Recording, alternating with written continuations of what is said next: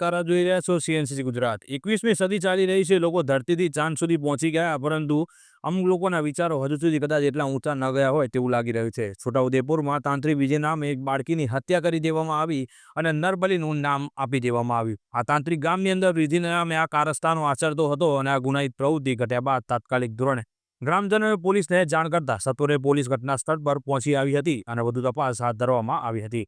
વધુ માહિતી આપણે સ્થાનિક લોકો પાસેથી મેળવીએ કે તેમને આ સમગ્ર ઘટના બાબતે કેવી રીતે ખબર પડે છે અને શું હતી સમગ્ર માહિતી। આમાં અત્યારે એક 5 વર્ષની બાળકીની હત્યા થઈ છે, એની તપાસ અત્યારે ચાલુ છે અને એસપી સાહેબ એટલે વાધેર સાહેબને પોલીસ સબ સ્ટાફ આવી ગયો છે અને એની નિષ્પક્ષ તપાસ થવી જોઈએ એવું અમે અપીલ કરીએ છીએ અને કાયદેસરની તપાસ। પણ ગામ લોકો એવું કહે છે કે ભાઈ એ થોડોક ગુસ્સાવાળો માણસ હતો એવું કહે છે કે ક્રૂર તાંત્રિક વિધિ એવું બધા કહે છે ગામ લોકો કે ભાઈ તાંત્રિક વિધિ માટે એને બલિ ચડાવવામાં આવી છે એવું કહે છે। પાણેજ ગામમાં એવી ક્રૂર હત્યા કરવામાં આવેલી છે કે પાણેજ ગામના તડવી લાલાભાઈ હિંમતભાઈ એ સામેવાળા રાજુભાઈની દીકરી એક 5 કુંબળીભાઈની હતી, 5 વર્ષની હતી, એને ઉચકી લઈ જાય અને એના ઘરમાં કંઈક તાંત્રિક વિદ્યા કરતો હોય જેવું અમારું માનવું છે અને એના ઘરમાં માતાનું મળ બનાવેલું છે, મંદિર બનાવેલું છે, ત્યાં લઈ જઈને કુવાડીનો ઘા મારી અને એને કરુણ હત્યા કરવામાં આવેલી છે।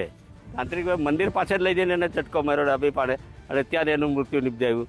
માટે આવા નરાધમોને કડકમાં કડક સજા થાય એવી અમારી સરકાર પાસે માંગ છે અને પોલીસને પણ જાણ કરતાં પોલીસ પણ અત્રે તાત્કાલિક આવી ગઈ છે અને એની કાર્યવાહી સઘન કરવામાં આવે। ખબર નહીં પણ આજે બ્યુરો ચીફ સીએનસીસી ગુજરાત, પાટણ।